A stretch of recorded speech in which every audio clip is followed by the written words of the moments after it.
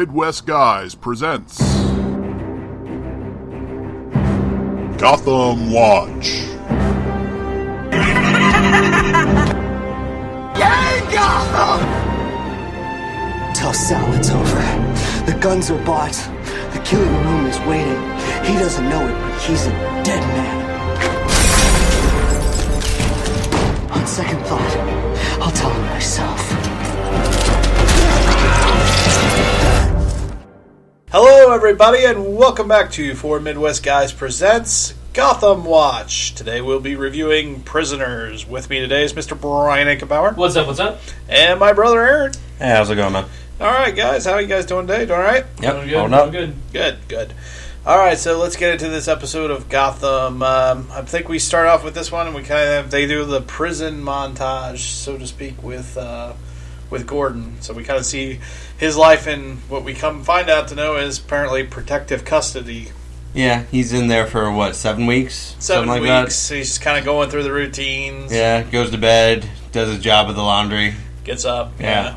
Runs around the yard. Yard. Doing laps. Yeah. Just trying to pass the time. Mm-hmm.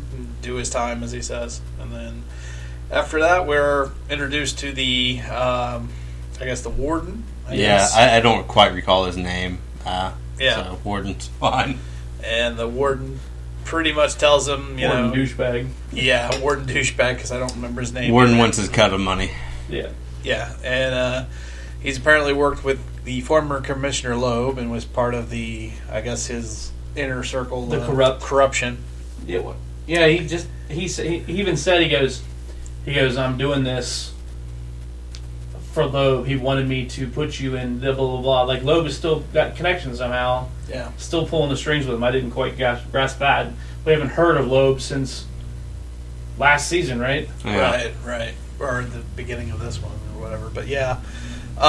So turns out that I guess that he's no longer. They're going to take him out of the protective custody that he's been in and send him. I think it was F-wing. Yep. I think, they something. refer to it as like the World's End or something. Yeah, the World's End Gen Pop. Yeah, you either get out of here by parole or you get out of here in a body bag, and there's not much in between. And he said no one gets on parole. No one gets parole. Yeah, they even asked him, like, are you thinking of filing for parole or anything? He's like, nope, you're going to the World's End. Fun for you. So, yeah, obviously you see some corruption. Like, there's a guy saying, I paid for this cell, and he's being kicked out of his comfy cell with a TV and all the amenities, I guess, so to speak. And, obviously, the warden kind of rules the roost, so to speak, but there is one prison guard who I guess is still an upstanding guy. One guy in the whole place. And actually, either that or he just really hated his boss.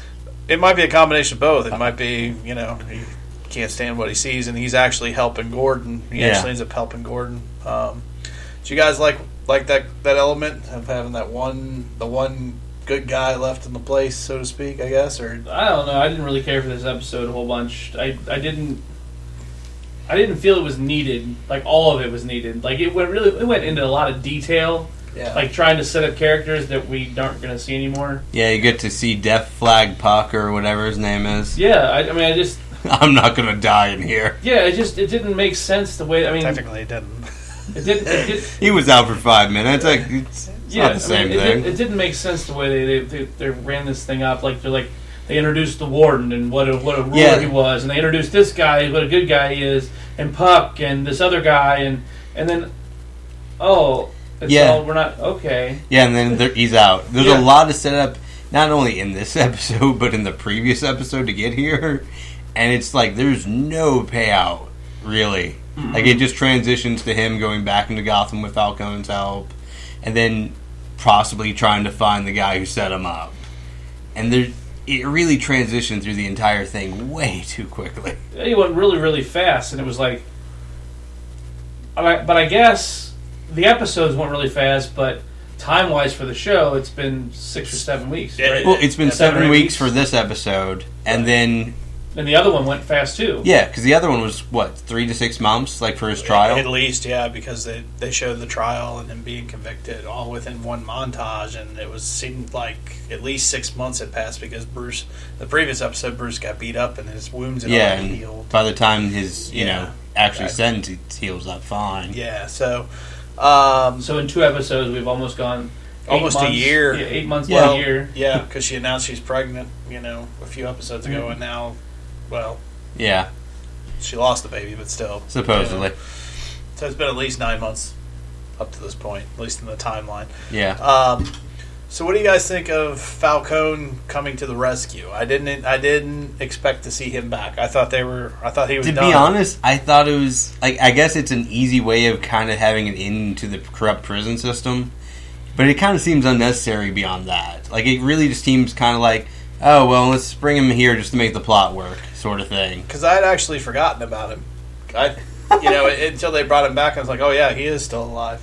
Yeah. Yep. Yeah. He was still alive, but he was leaving town, so all of a sudden he's back in town. Yeah, he was like retiring and kind of getting out of it, and just he was retiring, going to Florida. Is what he said. Yeah. But all of a sudden now Bullock is meeting him in a coffee shop in Gotham.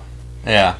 So I just wonder if what tie-in could they possibly use him for? Is this a one and done, or do you think this is going to be another complication down the road?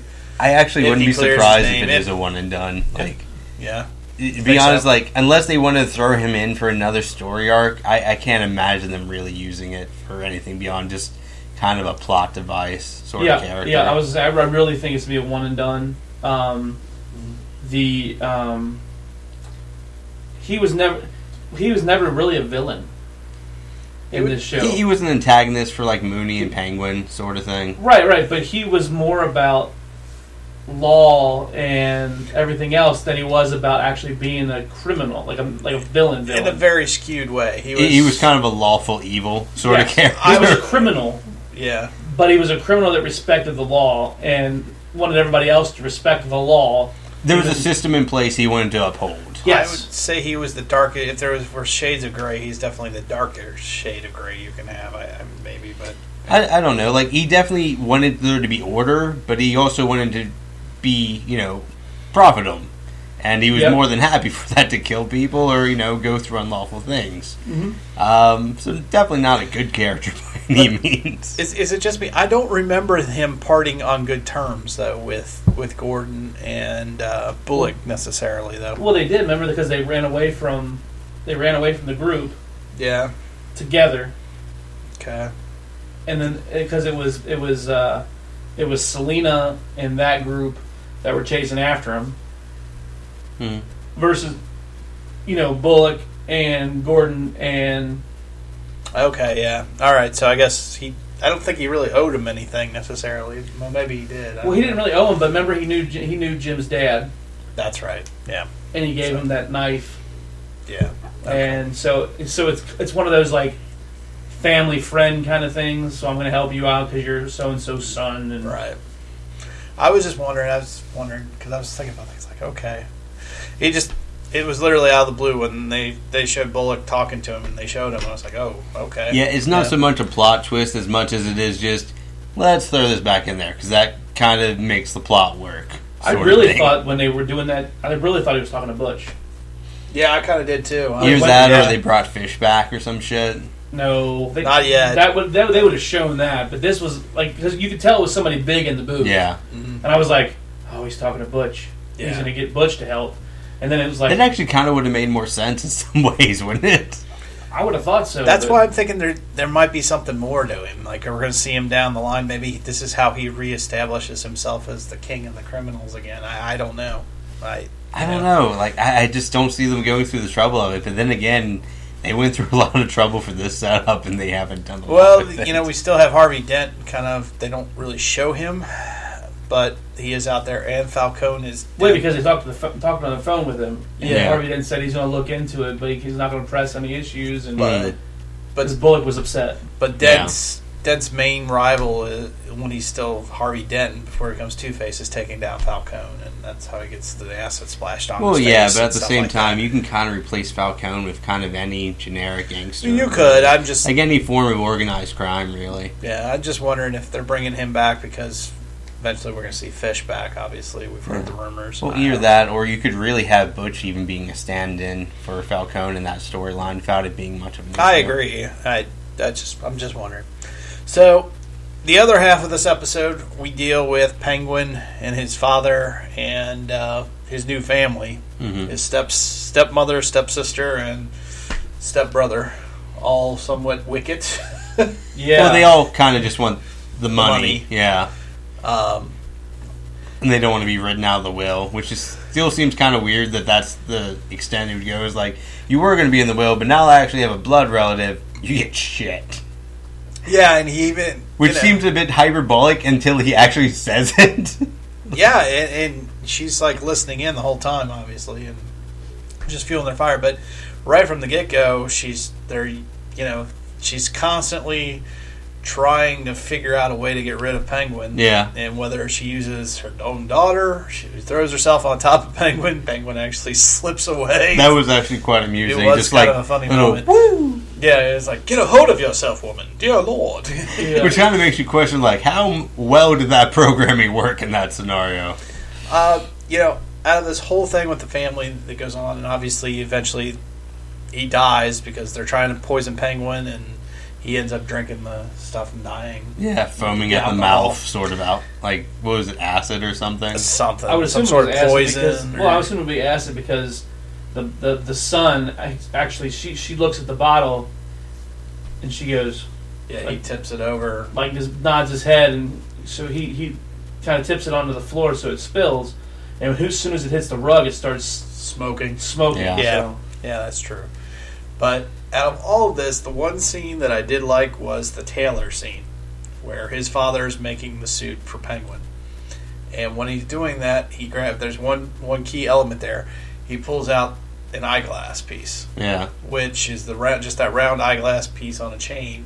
And that is something, if any of you guys remember from even the 1960s Batman Yeah, series, it's a classic part of the Penguin. it's part sort of thing. Penguin's repertoire. So I was like, I there don't we know go, if they're- Easter egg. Yeah, I'm right not sure there. if they're using it too heavily, like in some of the modern takes on the Penguin, but yeah, in the definitely old ones, it's a big part of it, or at least the costume. well, and that's where you can tell that's where he gets that upper class stuff from his father. All the talk, 'cause when they're talking, he's like the suit makes the man. He's talking I about weep how, for our casual youth. yeah, so- like he was just talking about how to present yourself. I mean, that's so yeah. I can see where the Penguin gets his stuff from. It was Right.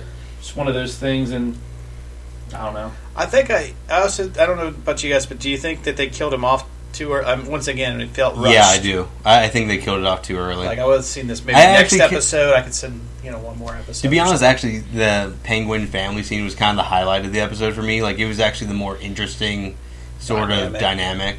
So, yeah, actually, I would have enjoyed seeing it for maybe another episode or so, before they actually killed him off. Yeah. Because, once we go into, like, a lot of setup, I mean, in this case, you even have, Rubens as, like, playing the father and the cameo sort of thing. And it's just done, like, within an episode or so. Like, Right. It's a lot of setup for not really a lot of payout. What do you think, Brian? Do you think they going too quick with it? Oh yeah, or- it definitely went too fast. And I'm also curious to see how this is going to play out where Penguin wasn't in the will. Yeah, now he isn't. He said he was going to put him in it, but he never got that. Yeah, and I was just like, so how is that going to play out now? Because that's how we thought he was going to have the big.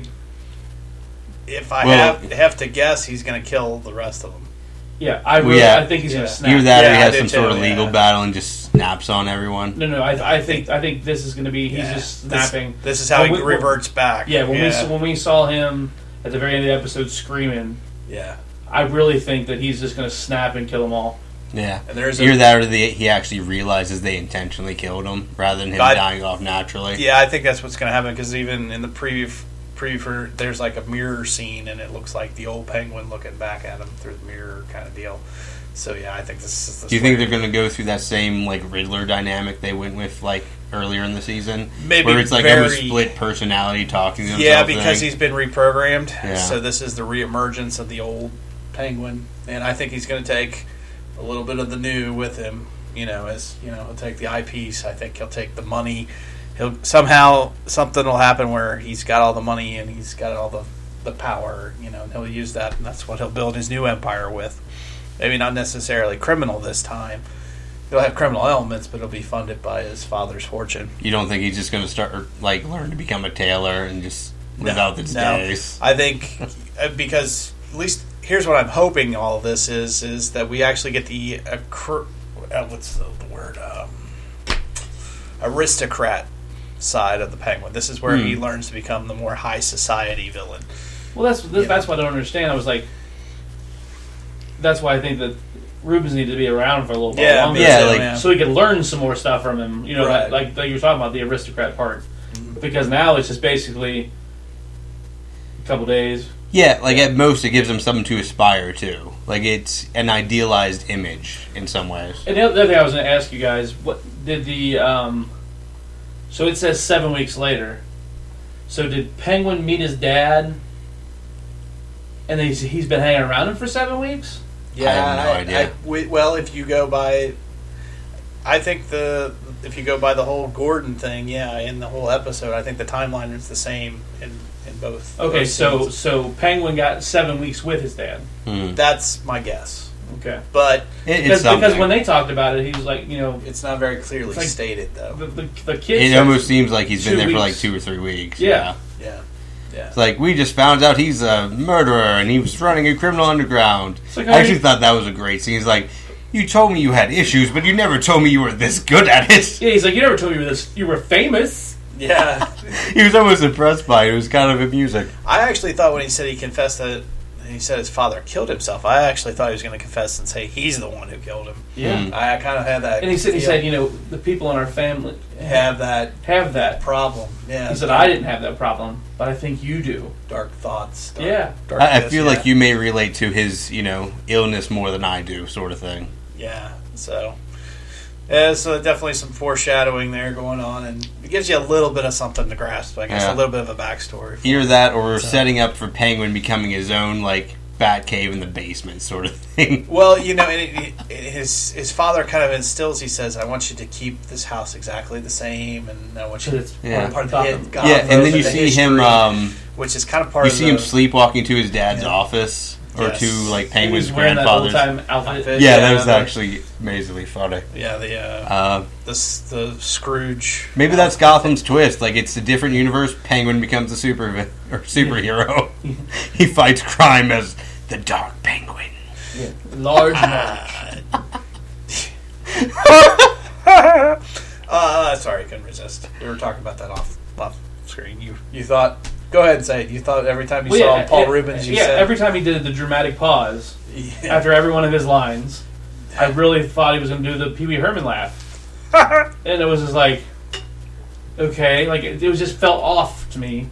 But then they were sitting at the dinner table, and they were talking about, do you believe in ghosts? And Penguin was like, I do believe in ghosts. I've seen them, blah, blah, blah. And then Rubens goes oh, well, we have ghosts here. I thought for sure they were going to say Large Marge. All right. Okay, guys. Well, let's just go right into final thoughts and grades.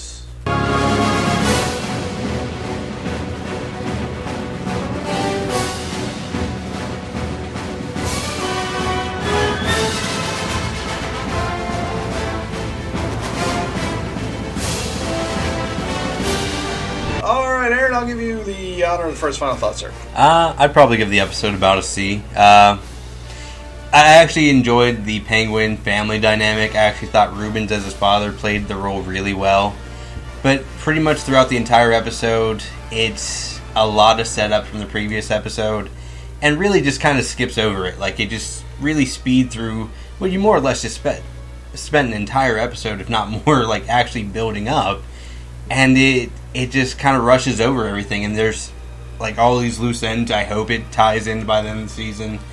I have no idea if it will, or if it's just going to create more or go into a weirder tangent sort of thing. Yeah. So a C for me. Okay. I'll give it a C plus, only because of the Penguin, kind of like you, Aaron, just because the the family dynamic. Seeing the Easter egg, which would be for me the little eyepiece, which was kind of like a big thing, and the instilling of the aristocratic values, maybe hopefully into Penguin. So I'll give it a C+ from that perspective. But the Gordon thing in jail, kind of parts of it. Okay, I'll be honest. If it was just Gordon in jail, I probably would have given this thing a D.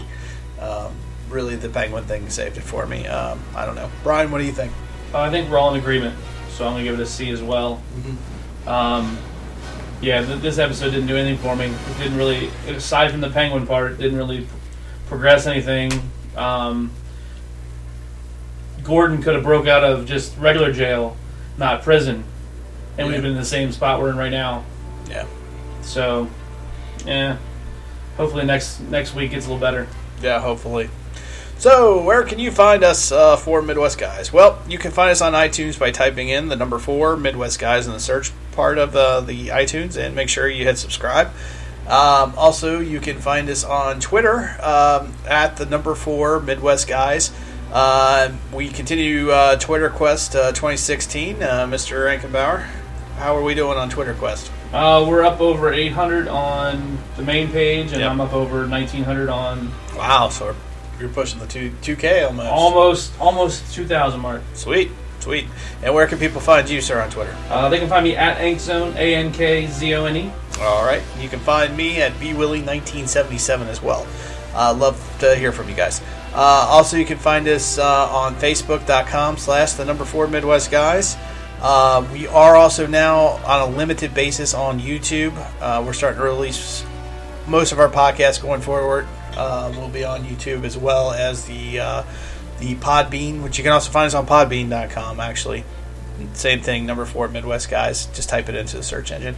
And you can also find us on email at number 4 Midwest Guys at gmail.com. So plenty of ways to get out there, reach out to us. If you guys have questions about Gotham, we do Gotham, we do Rebels, we have the Marvel DC Kings, which is pretty much the whole superhero genre on TV and movies.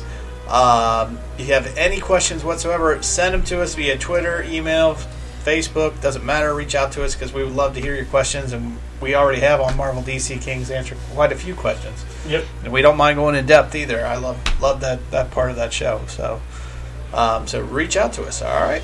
Okay. Well, Aaron, thanks for joining us, sir. Yeah, not a problem. And Mr. Rankenbauer, thanks for joining us. Thanks for having me, man. Absolutely. And saying we'll see you same bat time, same bat channel.